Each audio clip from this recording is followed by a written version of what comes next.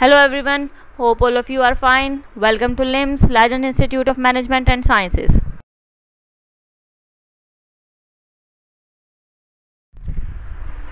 I am Sundas Khan, your lecturer for the course of History of English Literature. This is our part 1 of lecture 18. Okay, in this lecture we will start a new age of literature, a new period of literature that is named Renaissance. ठीक है, Renaissance अगर हम देख रहे हैं कि Renaissance हमने आज डिस्कस करना है तो सबसे पहले हमें ये देखना है कि ये कौन सा वर्ड है और इसका मीनिंग क्या है. ठीक है ना, Renaissance, क्योंकि अक्सर जो क्वेश्चन आपको आएगा Renaissance में से वो यही आता है कि Renaissance का मीनिंग क्या होता है. ठीक है, तो Renaissance का जो मीनिंग होता है उसका मीनिंग होता है रीबर्थ. ठीक है, रीबर्थ, और ये एक फ्रेंच वर्ड है और इसका मीनिंग है rebirth. The term was first used to refer to the rebirth of learning caused by the discovery of hundreds of Greek and Latin manuscripts which had been lost during the Middle Ages. अब इसका नाम Renaissance क्यों आया, आपको ये reason भी बता दी गई है. मतलब आपको Renaissance का मीनिंग बताया मैंने ये बताया कौन सी लैंग्वेज का वर्ड है Renaissance. अब आपको मैंने आगे रीज़न दी है कि इस एज को Renaissance क्यों कहा गया. इसलिए इस एज को Renaissance कहा गया क्योंकि इस एज में जो है दोबारा से जो लॉस्ट मैन्यूस्क्रिप्ट्स थे, जो लॉस्ट राइटिंग्स थी, जो लॉस्ट आप कह सकते हैं कि लिटरेरी पीसेस थे, वो दोबारा से मिल गए थे. और क्योंकि वो मिडल एजेस में लॉस्ट हो गए थे, गुम गए थे, गायब हो गए थे किसी तरह से, लेकिन इस पीरियड में, टाइम पीरियड में, इस ड्यूरेशन में जो है वो हमें दोबारा से वो मिल गए थे. और इसीलिए इस पीरियड का नाम जो है, इस एज का नाम जो है वो रीबर्थ ऑफ लर्निंग है, कॉज्ड. ठीक है ना, यानी कि रीबर्थ तो है, तो रीबर्थ किस चीज़ की है, लर्निंग की. क्यों? क्योंकि हमें इस एज में हंड्रेड्स ऑफ ग्रीक और लैटिन के जो मैन्यूस्क्रिप्ट्स थे, जो राइटिंग्स थी, जो लिटरेरी पीसेस थे, वो जो गुम हो गए थे, जो लॉस्ट हो गए थे, वो दोबारा से हमारे पास आ गए थे, हमें मिल गए थे. तो इसलिए इसको जो नाम दिया गया था वो रिनेसेंस दिया गया था कि रीबर्थ ऑफ लर्निंग. और लर्निंग कौन सी? लर्निंग ग्रीक और लैटिन के जो मैन्यूस्क्रिप्ट्स थे, जो राइटिंग्स थी, वो जो उनका एक राइटिंग स्टाइल था, वो चीज़ इनको दोबारा से मिल गई थी. Such text made it possible for the artists of the Renaissance period to create a whole new vision for themselves या of themselves. वही बात हुई ना कि जब उन्हें दोबारा से लैटिन और ग्रीक के जो राइटिंग मिली, राइटिंग स्टाइल मिला, तो उससे क्या हुआ? उससे ये हुआ कि जो Renaissance के जो राइटर्स थे उनको क्या हुआ, उनको जो एक नई चीज़ मिल गई थी, उनको एक नया स्टाइल ऑफ राइटिंग मिल गया था, उनको नए रूल्स मिल गए थे जिसको वो फॉलो करना चाहते थे या जिसको वो फॉलो कर सकते थे. और इसी वजह से क्या हुआ, इसी वजह से एक न्यू विजन जो है उन्हें मिल गया था. और उसी न्यू विजन की वजह से उन्होंने जो है जो क्रिएशंस की थी वो बिल्कुल डिफरेंट टाइप ऑफ क्रिएशंस थी फ्रॉम द मिडल पीरियड. ठीक है ना, मिडल एजेस से बिल्कुल एक न्यू डिफरेंट टाइप का विजन जो था उन्होंने क्रिएट किया, उन्होंने हमारे सामने रखा. Renaissance was a cultural movement that started in Italy and spread all over Europe. अगर आपसे ये क्वेश्चन पूछा जाए कि Renaissance जो मूवमेंट है ये किस टाइप की मूवमेंट है, तो ये कल्चरल मूवमेंट है. नंबर 2, ये स्टार्ट कहाँ हुई थी? ये सबसे पहले स्टार्ट हुई थी इटली में, और इटली से स्टार्ट होने के बाद जो है ये सारे यूरोप में जो है ये फैल गई थी. पहले यानी कि ये सबसे पहले Renaissance का स्टार्ट जो हुआ था ये इटली से हुआ था.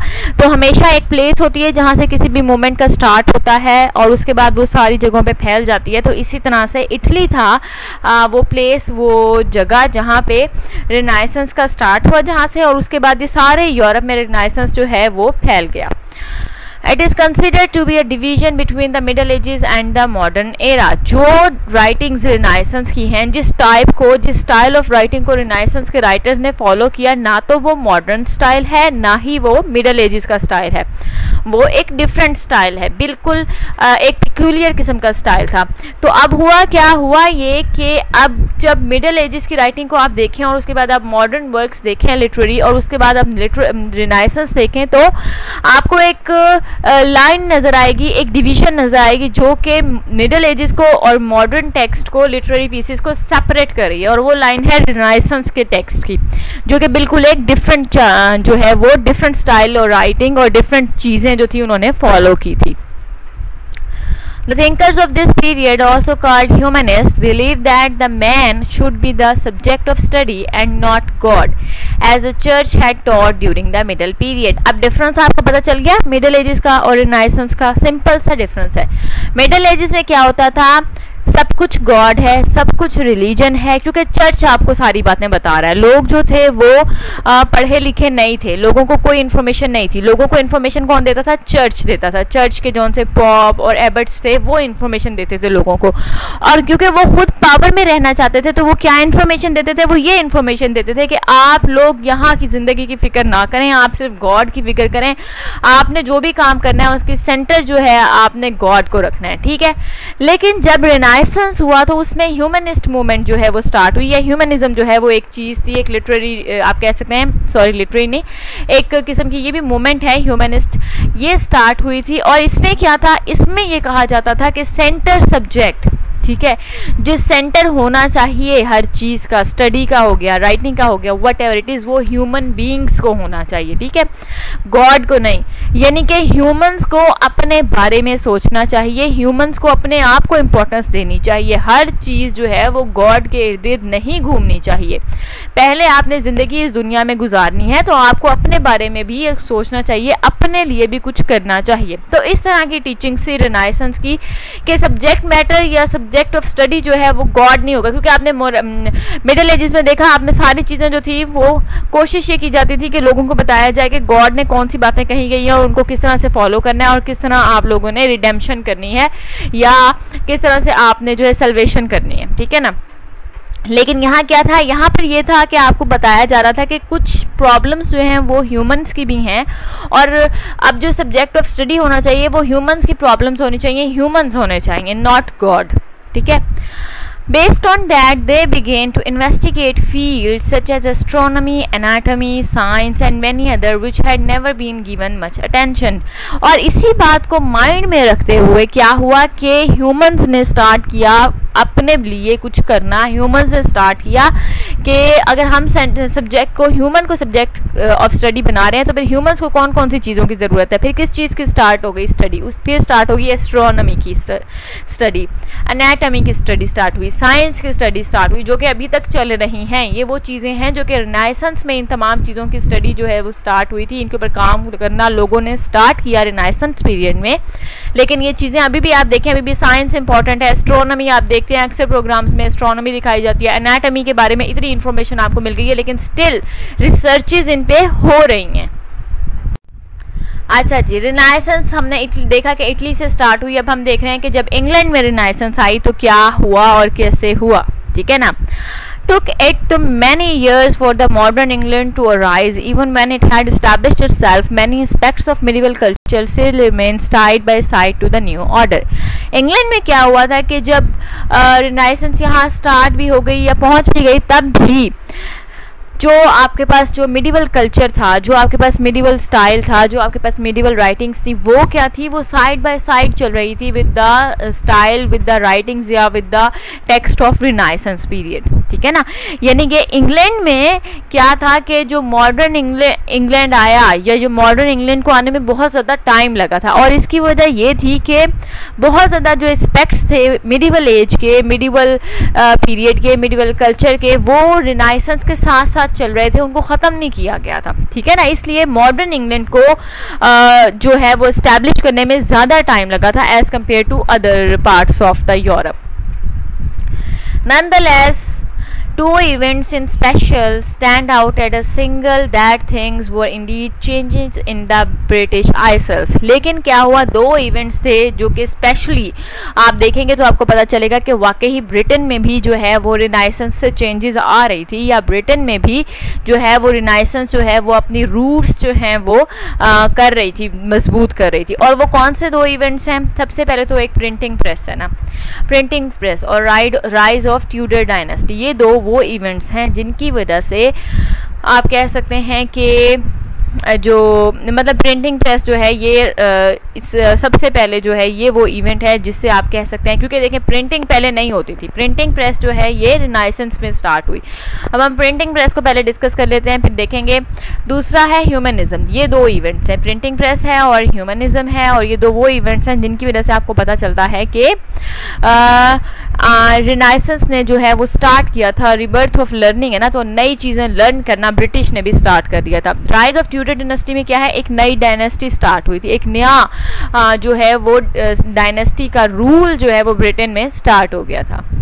तो प्रिंटिंग प्रेस अगर हम देखें तो Johannes Gutenberg is credited with inventing the printing press in Germany around 1400। ये चीज़ बहुत इंपॉर्टेंट है और ये आपको याद रखनी है। वो इंसान जिसने इन्वेंट किया प्रिंटिंग प्रेस, आपसे अक्सर एमसीक्यूज़ अगर आप जब कभी यहाँ से पास आउट हो जाएंगे ऑनर्स के बाद, और उसके बाद आप जब भी किसी जॉब के लिए एमसी टेस्ट देंगे तो उसके अंदर इस तरह के ही क्वेश्चन पूछे जाते हैं कि फर्स्ट प्रिंटिंग प्रेस जो था वो कब जो है वो इस्टेब्लिश किया गया, कहाँ इस्टेब्लिश किया गया, और उसको इन्वेंट किसने किया। ठीक है, ये तीनों क्वेश्चंस आ सकते हैं। तो जोहान्स गुटेनबर्ग जो हैं ये वो इन्वेंटर हैं जिन्होंने प्रिंटिंग प्रेस को इन्वेंट किया था। ठीक है ना, और फर्स्ट प्रिंटिंग प्रेस जर्मनी में हम इस्टेब्लिश किया गया था और 1400 में इसका जो है वो इस्टेब्लिशमेंट हुई थी, इसकी जो है वो स्टार्टिंग हुई थी।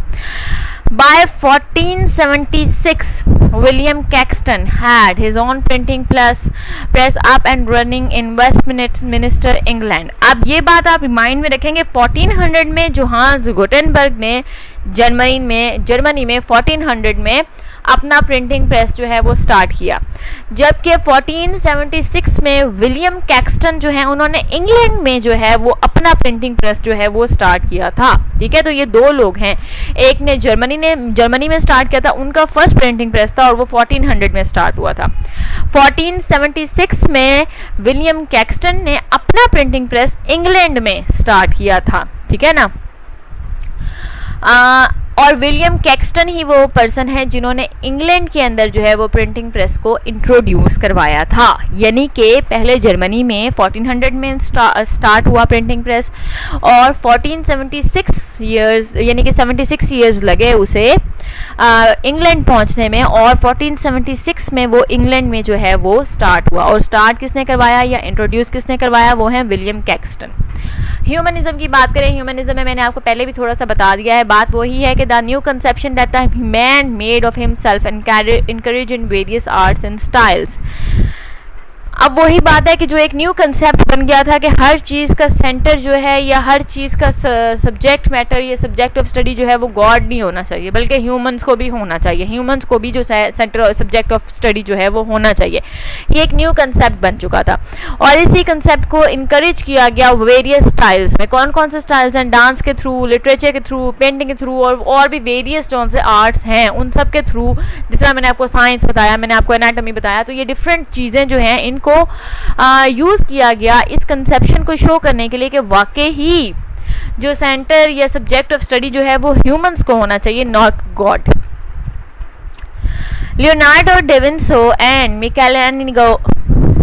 Michelangelo were the most notable for their accuracy on representing the human anatomy and applying the laws of perspective to make their works more realistic। ठीक है ना, तो यहाँ पे दो नाम हैं जिनके बारे में आपको बताया जा रहा है कि ह्यूमन एनाटमी जो थी वो उन्होंने जो है वो एक्यूरेसी के साथ जो है वो स्टडी की थी, और लॉज ऑफ पर्सपेक्टिव जो थे वो उन्होंने ही रियलिस्टिकली जो है उनको यूज़ किया था। और वो दोनों कौन से हैं, Leonardo da Vinci and Michelangelo. ये हैं दो नाम, ये हैं दो वो लोग जिन्होंने ह्यूमन एनाटमी की स्टडी की थी और अप्लाई किया था laws of perspective to make their work more realistic. Means कि उन्होंने पर्सपेक्टिव के जो लॉज थे वो उन्होंने अप्लाई किए थे, और उसके बाद उन्होंने ह्यूमन एनाटमी स्टडी की थी, और जिसकी वजह से उन्होंने ये चीज़ जो है दिखाया था कि वाकई ह्यूमनिज्म जो है ये एक रियलिस्टिक चीज़ है।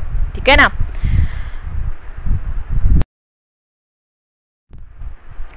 आज हम जो रीड कर रहे हैं ये तमाम के तमाम जो है रिनाइसेंस की करैक्टरिस्टिक्स हैं। अगर आपसे कहा जाए कि रिनाइसेंस क्या है, रिनाइसेंस की करैक्टरिस्टिक्स क्या हैं, फीचर्स क्या हैं, या कौन सी चीज़ें हैं जो रिनाइसेंस को दूसरे पीरियड से, दूसरी एजेस से सेपरेट करते हैं, तो आपने ये तमाम चीज़ें उसके अंदर लिखनी है। इसीलिए आपको ये तमाम चीज़ें अपने माइंड में रखनी होंगी। ठीक है ना, स्पिरिट ऑफ एडवेंचर आ गया जी, एक बिल्कुल नई चीज़ थी जो कि इंट्रोड्यूस करवाई गई थी थ्रू रिनाइसेंस। हुआ क्या कि आपने सुना होगा कि जी अमेरिका डिस्कवर किया गया, तो अमेरिका को भी जब डिस्कवर किया, किसने डिस्कवर किया था? कोलंबस ने, ठीक है, और उनके साथ थे कैब्रल। कोलंबस और कैब्रल जो थे ये दोनों एक्सप्लोरर्स थे, क्योंकि रिनाइसेंस ही वो एज है जिसमें एडवेंचर को, ये स्पिरिट ऑफ एडवेंचर को जो है वो आप कह सकते हैं कि मीन्स के थोड़ी सी इंकरेजमेंट दी गई थी कि यस एडवेंचर होना चाहिए, लोगों को घूमना चाहिए, क्योंकि सब कुछ ह्यूमंस को एज अ सेंटर बना के काम किया जा रहा था, तो फिर ह्यूमंस को आज़ादी दी जा रही थी, फ्रीडम दिया जा रहा था। तो उसी चीज़ को बेस बना के जो हमारे दो एक्सप्लोरर्स हैं कैब्रल एंड कोलंबस, इन्होंने जो है वो सी में गए, घूमे, और फिर जो है आपको पता है कि अमेरिका जो है वो डिस्कवर किया गया, और ये भी ड्यूरिंग रिनाइसेंस ही हुआ था। तो आप लोग जब मेंशन करोगे स्पिरिट ऑफ एडवेंचर तो आप वहाँ पे मेंशन करोगे अमेरिका की डिस्कवरी, ठीक है ना। थॉमस मोर की बात करते हैं, 1480 से 1535 जो है वो इनका टाइम पीरियड है। थॉमस मोर ने क्या किया था? इन्होंने greatest of all English humanist थे। अगर आपको ह्यूमनिज्म में जब आप लिख रहे हैं और आपने वहाँ पे एग्जाम्पल देनी है कि कौन ह्यूमनिस्ट है जो कि बहुत फेमस है, तो दैट इज़ थॉमस मोर। ये बहुत फेमस जो हैं और ग्रेटेस्ट ह्यूमनिस्ट माने जाते थे अपने टाइम के। इन्होंने क्या किया था? इन्होंने एक बुक लिखी थी, बुक का नाम था यूटोपिया, ठीक है। इनकी बुक जो है यूटोपिया, ये बहुत ज़्यादा फेमस है, ठीक है। तो ये भी आपको याद रखना है कि थॉमस मोर ने यूटोपिया लिखी थी जो कि इनकी बुक थी, और थॉमस मोर एक ग्रेट या एक बहुत ही फेमस जो है वो ह्यूमनिस्ट माने जाते थे। ये बुक लिखी गई थी लैटिन लैंग्वेज के अंदर, ठीक है, और ये एक इमेजिनरी आइलैंड के बारे में है वेयर एवरीथिंग इज़ परफेक्ट, ठीक। अब आपको ये जो बुक है ना ये इजीली याद हो जाएगी, क्योंकि मैंने इस बुक की जो डिस्क्रिप्शन आपको बतानी है ना, अब आपको याद रहेगा कि थॉमस मोर ने यूटोपिया लिखी थी। और यूटोपिया क्या था? यूटोपिया एक ऐसा आइलैंड था जिसमें सब कुछ परफेक्ट था, ना वहाँ पे कोई इलीगल काम होता था, ना ही कभी किसी ने लॉ ब्रेक किया था, ना ही कभी किसी को कोई प्रॉब्लम आई थी, सब कुछ परफेक्ट था। एक इमेजिनरी आइलैंड जो था, वहाँ पे कभी कुछ गलत हुआ ही नहीं था। देखें यहाँ पे यूटोपिया का मीनिंग क्या है? यूटोपिया का मीनिंग होता है नो वेयर, क्योंकि वो कहीं है ही नहीं, वो जस्ट इमेजिनेशन में है, ठीक है ना। नो वेयर, यूटोपिया का मीनिंग होता है नो वेयर। ये एक ग्रीक का वर्ड है, ग्रीक लैंग्वेज का वर्ड है, और ये बुक लिखी गई थी लैटिन लैंग्वेज में। और नो वेयर मतलब कि कहीं भी नहीं, जस्ट इमेजिनेशन है, सब कुछ इमेजिनेशन था यूटोपिया में, जो कुछ भी है बुक में। Thomas new clearly that such an island could never exist, यानी कि थॉमस को भी पता था कि जिस आइलैंड की वो बात कर रहे हैं, जहाँ पे सब कुछ परफेक्ट है, वो कभी भी एग्जिस्ट नहीं कर सकता, कभी भी नहीं हो सकता, कहीं भी नहीं हो सकता, ठीक है ना। वो एक ड्रीम प्लेस थी जहाँ पे सिर्फ हैप्पीनेस ही होती थी, और सॉरोज जो थे वहाँ पे बैनिश थे, मतलब उनको परमिशन ही नहीं थी कि वो वहाँ जाएं। और ह्यूमन फैंटेसीज जो थी, तमाम की तमाम जो है ह्यूमन फैंटेसीज वहाँ पे पूरी हो रही थी। और थीम जो थी वो वही एक, जो आप कह रहे हैं ना कि ये जो थीम है कि everything is perfect, no sorrows only happiness, ये एक थीम बन गई थी जो कि फिर बाद में थॉमस मोर के यूटोपिया के बाद और बहुत ज़्यादा ब्रिटिश जो लिटरेचर है उसमें यूज़ की गई कि एवरीथिंग इज़ परफेक्ट और नो सोरोज और ओनली हैप्पीनेस, ठीक है ना। तो ये वो एक थीम बन गई थी जो कि थॉमस मोर की बुक यूटोपिया के बाद और बहुत ज़्यादा ब्रिटिश लिटरेरी वर्क्स जो थे उनमें यूज़ की गई, ठीक है ना। तो अब आपको पता चल गया थॉमस मोर ने बुक लिखी थी रिनाइसेंस में यूटोपिया। यूटोपिया लिखी गई है लैटिन लैंग्वेज में, लेकिन यूटोपिया ग्रीक लैंग्वेज का वर्ड है और उसका मतलब है नोवेयर। और यूटोपिया है क्या? यूटोपिया एक बुक है जिसमें एक इमेजिनरी यानी कि एक ख्याली किस्म का आइलैंड दिखाया गया है, और वहाँ पे सब कुछ परफेक्ट है, वहाँ पे दुख है ही नहीं, वहाँ पे सिर्फ और सिर्फ खुशियाँ हैं। आप थोड़ी सी बात कर लेते हैं द रिफॉर्मेशन की, ठीक है। अब यहाँ पे आपको डायनेस्टीज़ के बारे में पता चल जाएगा कि क्या हमने बात की थी, जो हमने कहा था ना एक न्यू रेन स्टार्ट हुआ था, नई हुकूमत एक स्टार्ट हुई थी। रिफॉर्मेशन भी बहुत इंपॉर्टेंट है जो रिनाइसेंस में हुई। हेनरी 8 जो थे उन्होंने अपनी वाइफ को, जो क्वीन थी, उसको डाइवोर्स वो करना चाह रहे थे, ठीक है ना, यानी कि किंग थे हेनरी 8, उनकी जो वाइफ थी क्वीन वो उसको डाइवोर्स करना चाहते थे क्योंकि वो मैरी करना चाहते थे एने बोलीन के साथ, ठीक है। एने बोलीन बहुत फेमस हैं और इनके बारे में भी आप लिटरेचर में कई जगह पे इनका नाम आप सुनेंगे। तो हेनरी 8, मैं आपको बताऊं कि हेनरी 8 जो थे वो अपनी वाइफ को डाइवोर्स करना चाह रहे थे और मैरी करना चाह रहे थे एक और लड़की के साथ जिसका नाम था एने बोलेन। अब क्या हुआ, जब जाहिर बात है चर्च जो था वो उस एज में अभी स्टार्टिंग ही थी, तो चर्च जो था वो बहुत ज़्यादा अभी पावर थोड़ी सी रखता था, और वो क्या कह रहा था कि वो ये चाह रहा था कि हेनरी VIII जो हैं वो डाइवोर्स ना करें और वो दूसरी शादी भी ना करें। लेकिन हेनरी VIII ने उस चीज़ को रिफ्यूज़ कर दिया, उसको एक्सेप्ट नहीं किया, बल्कि वो जो है वो चर्च के ख़िलाफ़ गए। उन्होंने चर्च की तमाम प्रॉपर्टी जो है उसको अपने कब्ज़े में ले लिया और एक न्यू रिलीजन बना दिया जिसका नाम उन्होंने रखा है एंजलिकनिज़म।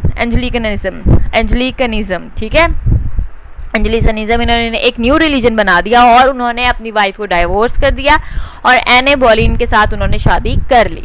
ठीक है, अब क्या हुआ कि series of other reforms in Christianity which change the religious scenario of Europe. अब एक तो ये इंपॉर्टेंट काम हो गया ना कि चर्च को सारी प्रॉपर्टी उन्होंने अपने कब्जे में कर ली, चर्च की पावर यानी कि बहुत कम रह गई। उसके बाद एक उन्होंने न्यू रिलीजन भी स्टार्ट करवा दिया जिसका नाम उन्होंने रखा है एंजलिकनिज़म। ठीक है, अब क्या हुआ, इस तरह से थोड़ी सी चेंज आ गई रिलीजन में उनके, जो जिस रिलीजन को वो फॉलो कर रहे थे। फिर क्या हुआ कि बहुत सारे और भी रिफॉर्म्स हुए क्रिश्चियनिटी में, और इस तरह रिलीजन का जो सिनेरियो था यूरोप के अंदर, जो रिलीजन एक वो फॉलो करते थे वो काफ़ी चेंज हो गया, डिफरेंट हो गया। और this reformist Christians were called the Protestants. और ये जो रिफॉर्म हुई थी उनके रिलीजन में और उन्होंने रिलीजन को चेंज कर दिया था, उसे डिफरेंट नाम दे दिया था, तो जो लोग इस रिलीजन को फॉलो कर रहे थे उनको क्या कहा गया, प्रोटेस्टेंट्स कहा गया। ठीक है, और वो क्या करते थे प्रोटेस्टेंट, ये बिलीव करते थे कि गॉड के जो वर्ड होते हैं should only be found in the Bible, यानी कि जो भी बातें गॉड कर रहा है वो सिर्फ और सिर्फ बाइबल में ही मिलेंगी या सिर्फ बाइबल में ही मौजूद हैं। ठीक है ना, अब आपको यहाँ तक समझ आ गई है कि जब हेनरी VIII जो थे उन्होंने अपनी वाइफ को डाइवोर्स किया, अगेंस्ट वो चर्च गए, उन्होंने चर्च की तमाम प्रॉपर्टी को अपने कब्जे में कर लिया और इसका मतलब है चर्च की पावर जो है वो डिक्रीज हो गई। फिर उन्होंने अपनी वाइफ को डाइवोर्स किया, उन्होंने एने बोलेन के साथ शादी की और उन्होंने एक न्यू रिलीजन इंट्रोड्यूस करवाया, अपने रिलीजन में कुछ चेंजेस करके उसको रिफॉर्म करके। और जो लोग उस रिफॉर्म्ड रिलीजन को फॉलो कर रहे थे उनको कहा गया प्रोटेस्टेंट्स। प्रोटेस्टेंट्स का बिलीव क्या था, वो ये कहते थे कि जो कुछ भी गॉड ने कहा है वो सब कुछ बाइबल में मौजूद है। आपको प्रोटेस्टेंट्स का वर्ड उनके वो क्या कहते थे या वो किस तरह से करते थे ये याद रखना है, क्योंकि लिटरेचर में प्रोटेस्टेंट्स का वर्ड जो है ये बार बार आएगा। अच्छा, अब क्या हुआ कि प्रोटेस्टेंट्स ने क्या काम किया कि उन्होंने बाइबल को ट्रांसलेट करना स्टार्ट कर दिया from Latin to various other languages so that it was available to everyone. आपको पता है कि चर्च किस तरह से लोगों को कंट्रोल करती थी, चर्च इस तरह से कंट्रोल करती थी कि वो कहते थे कि हम जो भी मैसेज आपको दे रहे हैं वो गॉड की तरफ से है, हम जो भी कह रहे हैं ये सब कुछ बाइबल में है। क्योंकि लोगों को पढ़ना ही नहीं आता था, लोग इलिटरेट होते थे, ठीक है ना, तो जो उन्हें बताया जाता था वो उस पर यकीन कर लेते थे। लेकिन जब प्रोटेस्टेंट्स आए और उन्होंने कहा कि जो कुछ भी गॉड ने कहा है वो सब बाइबल में है, तो उन्होंने क्या काम किया, उन्होंने लैटिन से चर्च बाइबल को चेंज करना शुरू कर दिया, ट्रांसलेट करना शुरू कर दिया। ठीक है ना, यानी कि लैटिन लैंग्वेज से उन्होंने बाइबल को ट्रांसलेट किया डिफरेंट अदर लैंग्वेजेस, ताकि जो जिस लैंग्वेज का है वो उसी लैंग्वेज में बाइबल को पढ़े और उसे खुद समझे कि बाइबल में क्या कहा गया है। अब इन 1604 में किंग जेम्स I ने ऑर्डर किया था 47 स्कॉलर्स को to produce a translation of Bible to serve as the official one of the Anglicanism, the so called King James Bible. अब ये जो चीज़ है 1604 में ये भी आपको याद रखनी होगी। अक्सर आपसे पूछा जा सकता है कि किंग जेम्स की जो बाइबल थी वो कब जो है वो आई, या जो ऑफिशियल बाइबल जिसे कहा जा रहा है, जो ऑफिशियल वन बाइबल ऑफ या ऑफिशियल बाइबल जो थी, जो एंजलिकनिज्म जो एक रिलीजन था उसमें उसकी रखी गई थी, वो कब प्रोड्यूस हुई और उसका नाम क्या था। ठीक है ना, तो आपको याद रखना है कि 1604 में किंग जेम्स ने 47 स्कॉलर्स को ऑर्डर किया था कि बाइबल को वो ट्रांसलेट करें और उसे एक ऑफिशियल बाइबल बनाएं, जो इनका रिलीजन था जिसको उन्होंने ट्रांसफॉर्म किया था एंजलिकनिज्म में, उसकी वो ऑफिशियल बाइबल होगी और तमाम जो प्रोटेस्टेंट्स हैं वो उसी को फॉलो करेंगे, उसी को रीड करेंगे। और ये बाइबल जो थी, इस बाइबल को नाम दिया था किंग जेम्स बाइबल, क्योंकि किंग जेम्स के ऑर्डर पे ये बनी थी ना, ट्रांसलेट हुई थी। ये बाइबल पब्लिश हुई थी 1611 में और considered the masterpiece of English pros. ठीक है, और इंग्लिश प्रोज का मास्टरपीस मानी जाती है ये बाइबल, किंग जेम्स बाइबल जो है, इसीलिए ये बहुत इंपॉर्टेंट है। यानी कि ये बाइबल को ऑर्डर दिया गया था बनाने के लिए 1604 में, और ये पब्लिश हुई थी 1611 में, और ये बाइबल 47 स्कॉलर्स ने मिलकर ट्रांसलेट की थी और इसे किंग जेम्स बाइबल कहा जाता है, ठीक है ना। अब सिविल वॉर और रेवोल्यूशन देखें। सिविल वॉर स्टार्ट हो गई थी। सिविल वॉर में क्या हुआ, जो अरिस्टोक्रेट्स थे, यानी कि जो अमीर लोग थे, जो लैंड ऑनर्स थे, यानी कि जिनके पास ज़मीनें थी, उन्होंने सपोर्ट किया था Anglicanism supported the strongly monarchy of King Charles one, ठीक है ना। अच्छा, तो अब जो लैंड ऑनर्स थे, मीन्स कि आप कह सकते हैं कि जो हाई स्टेटस के लोग थे या फिर जो नोबल्स थे, ठीक है, तो वो क्या कर रहे थे, उन्होंने जब सिविल वॉर स्टार्ट हुई तो उन लोगों ने सपोर्ट किया चार्ल्स वन को, किंग चार्ल्स वन जो था, उन्होंने उनको सपोर्ट किया क्योंकि वो थे एंग्लिकनिज्म के सपोर्टर्स थे, प्रोटेस्टेंट्स थे। तो उन्होंने क्या किया, उन्होंने मोनार्की को सपोर्ट किया, उन्होंने किंग को सपोर्ट किया, किंग की पावर को उन्होंने सपोर्ट किया। उनके मुकाबले में थे कॉमनर्स, यानी कि मर्चेंट्स, यानी कि ताजिर जो थे, जो नॉर्मल तबके के जो लोग होते हैं, जो थोड़े से गरीब होते हैं, वो जो कि नोबल्स नहीं होते, वो जिनके पास ज़्यादा ज़मीनें नहीं होती, जो हैंड टू माउथ होते हैं, अक्सर वही लोग कॉमनर्स। उन्होंने सपोर्ट किया था प्यूरिटनिज्म को, supported by the parliament to restrict the king's power, यानी कि उन्होंने प्यूरिटनिज्म को सपोर्ट किया था और वो पार्लियामेंट को सपोर्ट कर रहे थे इंस्टेड ऑफ किंग के, ताकि किंग को रिस्ट्रिक्ट किया जाए। किंग के पास जो इतनी एक्स्ट्रा पावर चली गई है, बहुत ज़्यादा पावर चली गई है, ज़रूरत से ज़्यादा किंग जो चाहता है किंग वो करता है, तो उस चीज़ को ख़त्म किया जाए।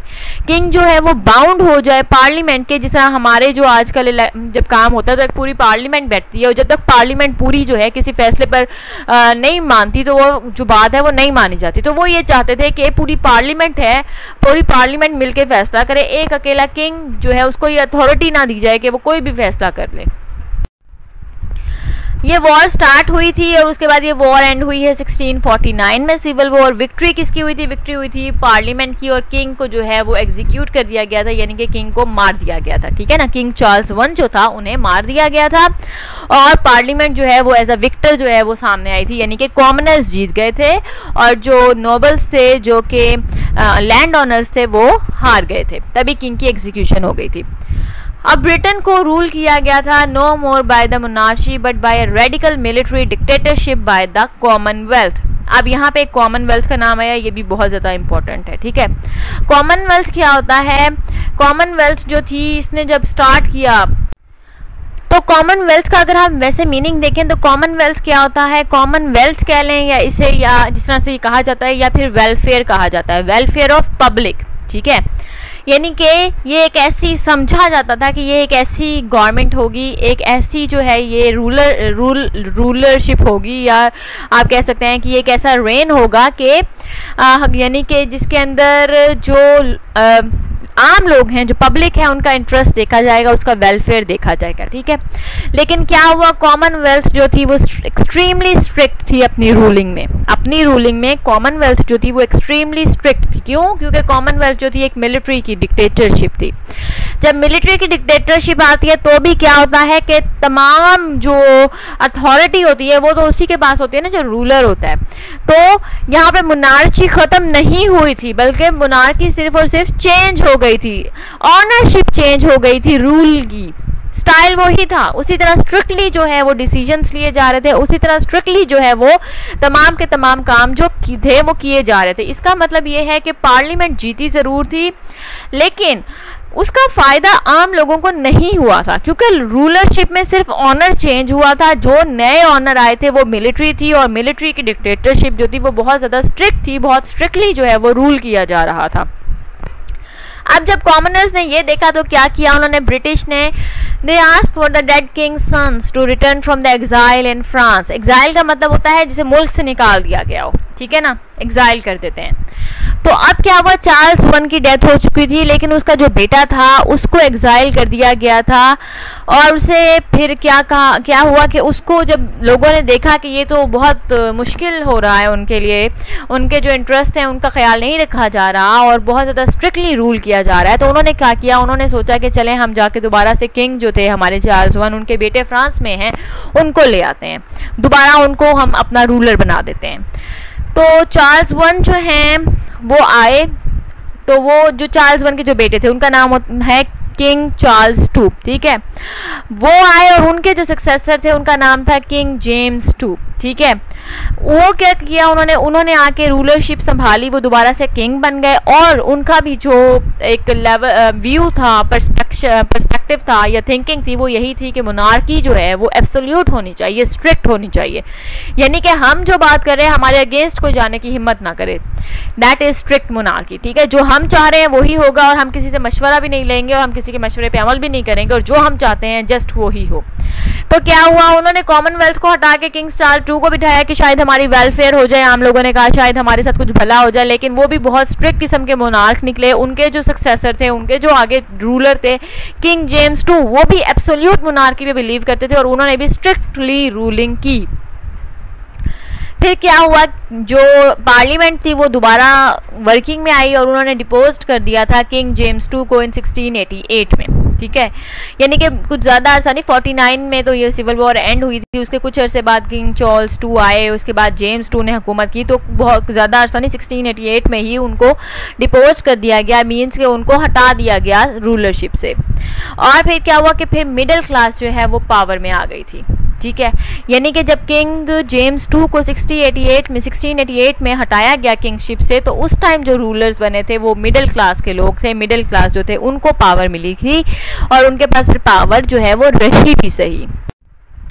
कैरेक्टरिस्टिक्स ऑफ रिनाइसेंस पोइट्री अगर हम देखें तो अभी हम पोइट्री डिस्कस करेंगे, बाद में हम लोग जो हैं वो ड्रामा जो है वो डिस्कस करेंगे। तो अभी हम लोग पोइट्री डिस्कस करें तो हम कैरेक्टरिस्टिक्स देख लेते हैं पोइट्री की कौन कौन सी हैं। Important style of renaissance poetry was epic style and sonnets of Shakespeare, यानी कि जिस तरह की शेक्सपियर की सोनेट्स होती हैं उसी तरह के एपिक स्टाइल जो है वो यूज़ किया गया था। आपको पता है एपिक क्या चीज़ है, इसलिए ये मुझे एक्सप्लेन करने की ज़रूरत अब नहीं है। राइम थी उनकी कैरेक्टरिस्टिक्स में, इंटेंसिटी ऑफ फीलिंग्स, बहुत ज़्यादा इंटेंसिटी बताई गई थी, रेपिटेशन दिखाई गई थी, बार बार रिपीट किया जा रहा था, मीटर था उनके अंदर, मीनिंग और लॉजिक था, यानी कि जो भी बात रिनाइसेंस में की जाती थी वो विद मीनिंग और लॉजिक की जाती थी। लैंग्वेज ऑफ वोकैबलरी थी, वोकैबलरी जो थी बहुत अच्छी थी, लैंग्वेज जो थी वो अच्छी थी, आयम्बिक पेंटामीटर था। ये तमाम चीज़ें जो हैं ये कैरेक्टरिस्टिक्स थी आपकी रिनाइसेंस की पोइट्री की। तो अगर कोई आपसे पूछता है कि रिनाइसेंस की पोइट्री की क्या कैरेक्टरिस्टिक्स हैं, तो आई होप कि आप ये you will be able to answer that, ठीक है ना। रिनाइसेंस की poems came in many languages that are Latin, Italian and Greek. तो क्योंकि इनको हमें जो पहले मैंने आपको बताया रिनाइसेंस स्टार्ट कैसे हुआ था, रिनाइसेंस स्टार्ट हुआ था जब आपको दोबारा से जो है वो जो लॉस्ट मटेरियल था ग्रीक का और लैटिन का वो आपको मिल गया था। तो फिर इनकी जो पोइट्री थी वो किस लैंग्वेज में आ रही थी, वो आ रही थी लैटिन में, ग्रीक में और इटालियन में। ये 3 लैंग्वेजेस हैं जिसमें रिनाइसेंस की पोइट्री जो है वो आई, डिफरेंट लैंग्वेजेस में। Some are translated and being used today as a historical and religious sources। और यही जो उनसी पोइम्स थी, इन्हीं पोइम्स में से कुछ पोइम्स जो हैं वो आज भी ट्रांसलेट की गई हैं और यूज़ की जाती हैं एज अ रिलीजियस सोर्स, ठीक है। अब जो पोइम्स के जो टॉपिक्स थे वो रिलीजन से हीरोज़ तक वेरी करते थे, यानी कि उनमें रिलीजियस बातें भी थी और उसके अंदर हीरोज़, डिफरेंट हीरोज़ के बारे में भी बताया जाता था। फॉर एग्जांपल मैंने अभी आपको कुछ अर्सा पहले जो है वो बेओवुल्फ जो है वो आप लोगों को लेक्चर मैंने उसके बारे में पढ़ाया। तो बेओवुल्फ के बारे में आपने पढ़ा होगा तो आपको पता होगा कि बहुत ही अच्छा और फेमस और पावरफुल हीरो दिखाया था बेओवुल्फ को। तो ये जो हमारी पोइट्री है रिनाइसेंस में, इसमें जो हीरोज़ यूज़ किए गए उनमें बेओवुल्फ भी एक हीरो है जो कि बहुत सक्सेसफुल और वेरी पॉपुलर हीरो था। तो इसको भी यूज़ किया गया था as a subject matter in the poetry, ठीक है ना। और क्रिश्चियन की जो पोइम्स हैं they talk about how they survive the fall of Holy Roman Empire. ये होली रोमन एम्पायर है, ये जिस तब तबाह हुआ था या इसकी बर्बादी हुई थी, किस तरह लोगों ने सर्वाइव किया, ये भी बात की जाती है रिनाइसेंस की पोइट्री में। मतलब कि रिलीजन की बात की जाती है, होली एम्पायर रोमन का जो तबाह हो गया था और उसके बाद लोगों की क्या कंडीशन थी, उन्होंने कैसे सर्वाइव किया, उसके बारे में भी बात की जाती है। हीरोज़ लाइक बेओवुल्फ उनके बारे में भी बात की जाती है।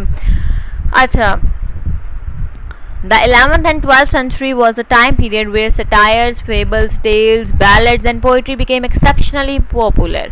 तो ये वो बता रहे हैं आपको कि जो सेंचुरी 11th और 12th सेंचुरी थी इसमें जो है ये तमाम चीज़ें जो थी वो बहुत ज़्यादा पॉपुलर थी, ठीक है। मेजर थीम्स जो हैं रिनाइसेंस की वो कौन सी हैं, वो है love and beauty, physical beauty, यानी कि अपीयरेंस, एक तो लव, नेक्स्ट इज अपेरेंस, और अपेरेंस में ब्यूटीफुल अपेरेंस, ठीक है। Outward sign of spirit striving for perfection, humanist theory भी दिखाई जाती थी। और ह्यूमनिस्ट थ्योरी क्या थी? ह्यूमनिस्ट थ्योरी ये थी कि हमारी जो आउटवर्ड हमारी जो अपेरेंस है, या हम जो हैं एज अ ह्यूमंस, हमें स्ट्राइव करना चाहिए, हमें कोशिश करनी चाहिए, स्ट्रगल करनी चाहिए फॉर परफेक्शन, ठीक है ना। Poetry of the renaissance, poet writes to a lady who is inflexible. अगर हम पोइट्री का एक और सब्जेक्ट मैटर देखें, इसमें हीरोज़ के अलावा, रिलीजन के अलावा, रोमन एम्पायर के फॉल के अलावा, ह्यूमनिस्ट थ्योरी के अलावा, और परफेक्शन के अलावा ह्यूमंस की, और फिज़िकल ब्यूटी के अलावा, लव के अलावा, तो वो ये था कि उसके अंदर लव जो दिखाया जाता था वो इस तरह से दिखाया जाता था कि जो हमारा प्रोटैगोनिस्ट होता था वो क्या करता था, वो करने की, या आप कह सकते हैं कि मीन्स के अब जो एक लेडी होती थी उसको मनाने की, उसको डेट करने की कोशिश करता था वो, और वो लेडी जो होती थी उसे इनफ्लेक्सिबल दिखाया जाता था कि यानी कि वो इनफ्लेक्सिबल होती थी बिल्कुल। लेकिन जो लेडी होती थी हमारी वो इनफ्लेक्सिबल होती थी, यानी कि पेचीदा होती थी, यानी कि आप कह सकते हैं कि थोड़ी सी स्ट्रेंज होती थी, थोड़ी सी अनविलिंग होती थी, कि वो कॉम्प्रोमाइज़ नहीं करती थी, वो स्टिफ होती थी, वो बेंड नहीं होती थी, यानी कि वो मानती नहीं थी, बहुत मुश्किल से मानती थी वरना नहीं मानती थी, ठीक है। तो दिखाते थे कि जो मैन है, पोइट्री में ऐसे दिखाते थे कि जो प्रोटैगोनिस्ट है, ये जो मैन है, वो उसका लव जो है वो मीन्स के लेने की कोशिश कर रहा है, अटेन करने की कोशिश कर रहा है, लेकिन वो होपलेस है, ठीक है, क्योंकि वो लेडी जो है हमारी वो इनफ्लेक्सिबल है, वो मान नहीं रही। और उसके जो मूड्स होते थे लेडी के, वो क्रिएट करते थे वेदर, यानी कि अगर उसे गुस्सा आता था तो फ़ौरन से दिखाते थे पोइट्री के अंदर के क्लाउड्स आ गए हैं, रेनिंग स्टार्ट हो गई है, या आप कह सकते हैं कि तेज़ हवा, विंडी सी मौसम दिखाया जाता था। तो इस तरह से पोइट्री जो है वो क्रिएट की जाती थी रिनाइसेंस में।